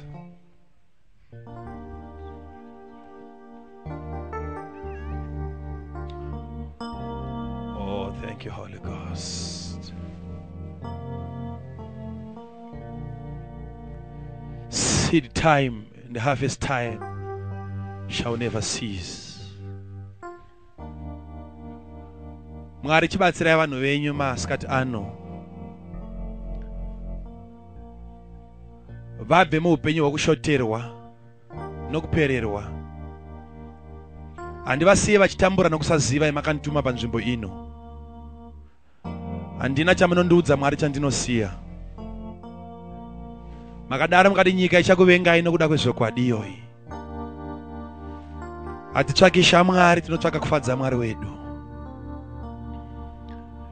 Itirai zvakanaka maoko aya. Vazhinji vari kuzvidya moyo nokuda kwenguva isina kufanira asi vakapa.